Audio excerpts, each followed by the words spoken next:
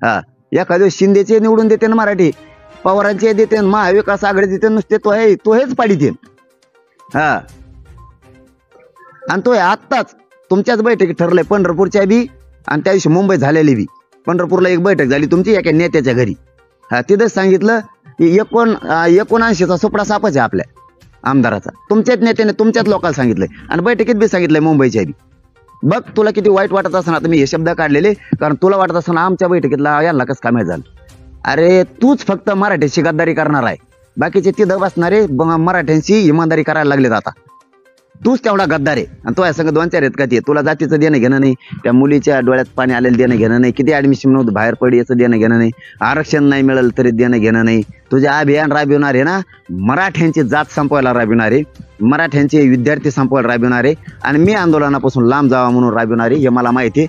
ही तुझ्या हातात हे लय दिवसापासून दिलेलं, पण तुला करायचं नव्हतं, तू आता करशील. आणि कर, जाय, चल जाय तू. बघ तू यामुळं काय वाटलं होतंय, तू बघ आता दरेकर, तो ह्यामुळं काय वाटलं होतं, तू फक्त बघ पुढं आता.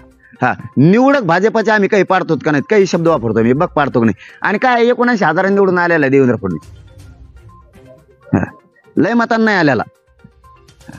तो ह्यामुळं त्याला मुंडक्यावर टाकी देणं मराठी ध्यानात ठेव. हा, बघ टाकतेत का नाही. तू किती डाव करणार आहे, वेळ आली ना भाजपातले काहीचा सोपडा साफ करणार, मराठ्याच्या विरोधात बोलणारच. आणि जे असल्या अभियान राबवितात ना तो यासारखे, आता तू मागून गेलेला आहे, त्यामुळे तू काय पडायचं घेणं देणं नाही, कारण तू वरच असं दाढी चोळी तू विधान परिषदेतून जाण्यासाठी. त्यामुळे तो काय मतदारसंघच नाही. तुम्ही बोलणार सगळे इकडून गेलेले, आणि जे पटांगणात ना तुमच्यामुळं ना तुम्ही 70-80 सीटा पाडणार. देवेंद्र फडणवीस साहेब तुम्हाला सांगतो, तुम्ही अंगावर नका घालू. तुम्हाला त्याविषयी सांगितलं होतं, मराठ्याचे लोक माया अंगावर नका घालू, मराठ्याची जातमय संपू नका. याच्यात भाजपमधल्या मराठ्यांना सुद्धा तोटा होतो. भाजपमधल्या मराठ्यांचे पोरं सुद्धा शिकत येत, ते बी नोकरीला जातात. भाजपमधल्या मराठ्यांच्या मुलामुलींना सुद्धा त्रास, भाजपमधल्या बऱ्याचशा लोकांना त्रास आहे. काय उपयोग आहे असं म्हणायला लागलेत. काल माहिती आहे दरेकर बोलल्यापासून कालपासून किती भाजपचे मेसेज आहेत, दाखायचे का? आले नाही का ते आणखी? तुम्हाला मेसेजच दाखवतो आता. मी भाजपचा आहे असं लिहिलेलं आहे. पुरं मन उठलं भाजपपासून आमचं, दरेकर बोलल्यापासून. आमच्या लेकराच्या डोळ्यातले पाणी दिसाना याला. मी भाजपचा पदाधिकारी आहे. काय म्हणतात मी कट्टर कार्यकर्ता आहे, काय म्हणतात भाजपमधला मी RSSचा कट्टर कार्यकर्ता. मी मेसेज दाखवतो पण ते आले नाहीत वाटतं. आम्हाला मेसेज टाकलेत लोकांना.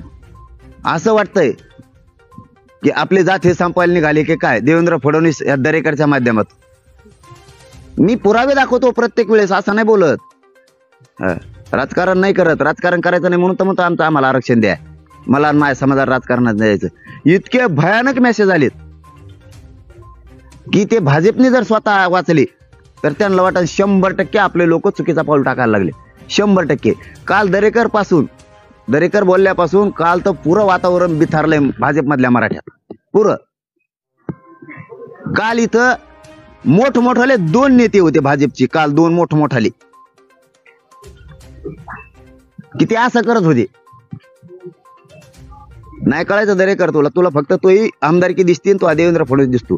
मला तोही आमदारकी दिसत नाही, तोही सत्ता दिसत नाही, तो देवेंद्र फडणवीस बी दिसत नाही. मला दिसतं